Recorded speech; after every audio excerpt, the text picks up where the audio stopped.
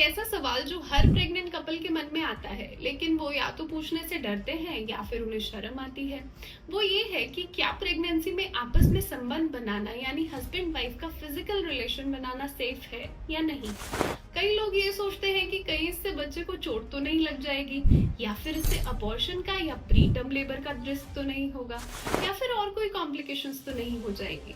तो आज इस वीडियो में मैं आपको ये सब चीजें ही क्लियर करने वाली हूँ कि क्या रिलेशन बनाना सेफ है, अगर हाँ तो कौन से महीनों में ये सेफेस्ट माना जाता है, और कुछ पर्टिकुलर कंडीशंस जिसमें आपको रिलेशन बनाना बिल्कुल ही अवॉइड करना चाहिए वो कौन सी है। तो अगर आप कंफ्यूज्ड हैं तो वीडियो एंड तक जरूर देखना, क्योंकि एंड में मैं कुछ मिथ्स भी क्लियर करने वाली हूँ। प्रेगनेंसी में रिलेशन बनाना सेफ है या नहीं, इसे समझने के लिए हम प्रेगनेंसी के 9 महीने की ड्यूरेशन को 3 भाग में डिवाइड करेंगे। पहले 3 महीने, बीच के 3 महीने और आखिरी के 3 महीने। इन तीनों अलग अलग फेजेस में इंटरकोर्स करना सेफ है या नहीं, इसके कुछ अलग रीजंस हैं जो हम एक एक करके समझेंगे। सबसे पहले बात करते हैं प्रेगनेंसी की पहली तिमाही की। पहले 3 महीने बहुत ही डेलिकेट समय होता है। इस समय भ्रूण बहुत ही छोटे साइज का होता है और एम्ब्रियो जस्ट डेवलप हो रहा होता है। इन दिनों में अबॉर्शन का रिस्क सबसे ज्यादा होता है।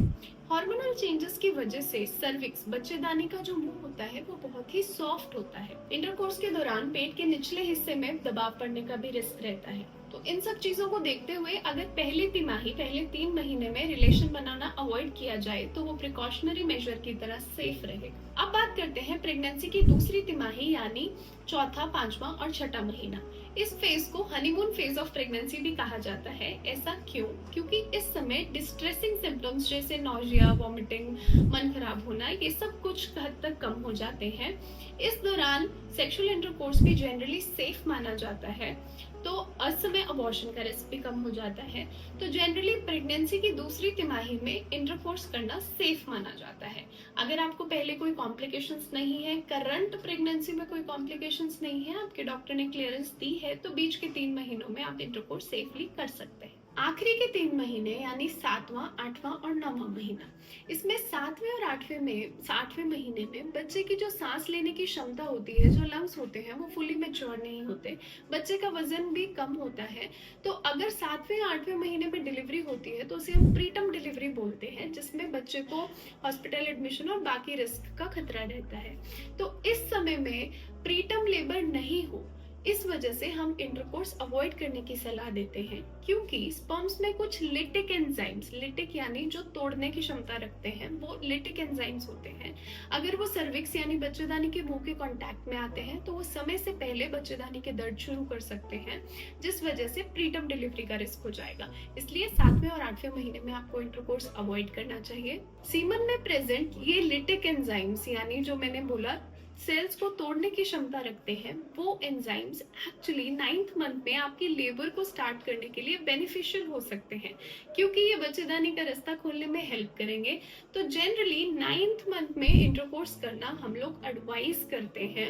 इवन इस बारे में बहुत सारी स्टडीज भी हो रखी हैं जो कहते हैं कि सीमन कॉन्टैक्ट एक्चुअली लेबर को इनिशिएट करने में हेल्प करता है। अब हम बात करते हैं कि ऐसी कौन सी पर्टिकुलर प्रेगनेंसी कॉम्प्लिकेशंस या कंडीशंस है जिसमें आपको इंटरकोर्स बिल्कुल अवॉइड करना चाहिए। थ्रू आउट द 9 मंथ आपको इंटरकोर्स बिल्कुल भी नहीं करना चाहिए। अगर ऐसी कोई भी कंडीशन है जिसमें प्रीटर्म पेन, अबॉर्शन होने का या ब्लीडिंग होने का रिस्क होगा, तो ऐसी किसी भी कंडीशन में आपको प्रेगनेंसी में रिलेशन बनाना अवॉइड करना चाहिए।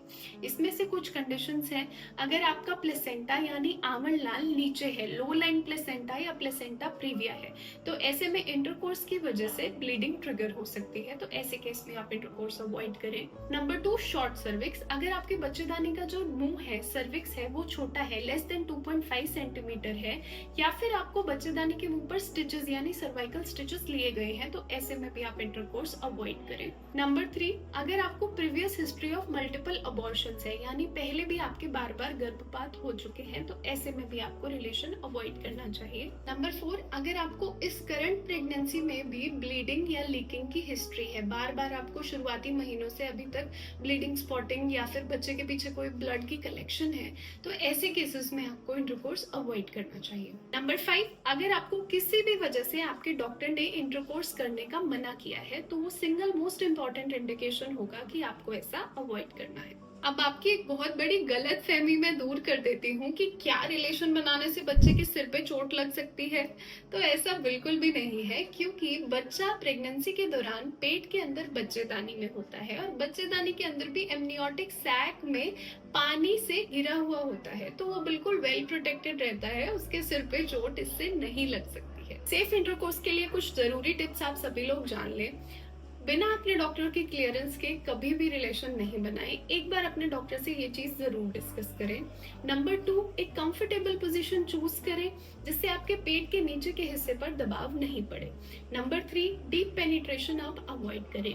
नंबर 4, अगर पार्टनर को या आपको कोई एक्टिव वाइट डिस्चार्ज या इन्फेक्शन है तो भी आप इंटरकोर्स अवॉइड करें। And number 5 and most important, अगर आपको इंटरकोर्स के दौरान या बाद में बहुत ज्यादा पेन होता है तो you should stop right there and immediately consult your doctor. तो आई जस्ट होप कि इस वीडियो के माध्यम से मैं आपके कुछ डाउट्स इस बारे में क्लियर कर पाई हूँ। अगर आपको वीडियो इन्फॉर्मेटिव लगा तो प्लीज लाइक, शेयर और सब्सक्राइब जरूर करें, और अगर अभी भी आपके कोई डाउट्स हैं तो कमेंट बॉक्स में जरूर पूछें।